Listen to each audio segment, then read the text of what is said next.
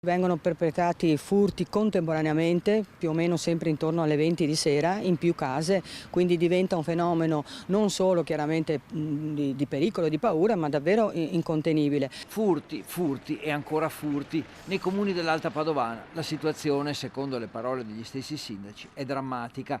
Le abitazioni vengono visitate dai ladri quasi sempre tra il tardo pomeriggio e l'ora di cena, a volte anche in più abitazioni contemporaneamente. La rabbia, la preoccupazione e la paura continuano a crescere tra i cittadini. Anche l'assessore alla sicurezza ha avuto la casa svaligiata. L'altra sera sono venuti 4 ladri in casa alle ore 20, in realtà 3 sono entrati dentro casa e uno è rimasto fuori, diciamo a fare il palo in macchina.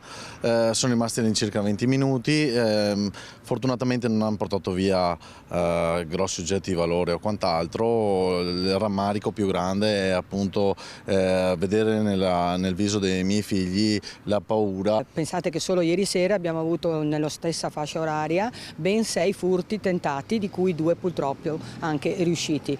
Quindi significa che per quanto impegno ci sia da parte delle forze dell'ordine, davvero è diventato un fenomeno che non si riesce più a controllare. Il clima è di grande paura, soprattutto da parte delle fasce più fragili della cittadinanza, nonostante nel nostro comune sia molto attivo anche il controllo del vicinato. Oltre 200 i cittadini di Villa del Conte iscritti ai controlli di vicinato e poi incrementata la videosorveglianza, la lettura a targhe, il controllo dei varchi d'accesso al comune, ma anche l'unione di comuni, più sindaci dell'Alta e sinergia tra loro, che hanno la delega alla sicurezza, ma non basta. Manca l'aiuto da chiamiamoli piani alti. Molte volte i ladri vengono arrestati ma vengono rilasciati un'ora dopo, quindi ci serve un intervento dall'alto perché le forze dell'ordine non ce la fanno più a gestire questa situazione.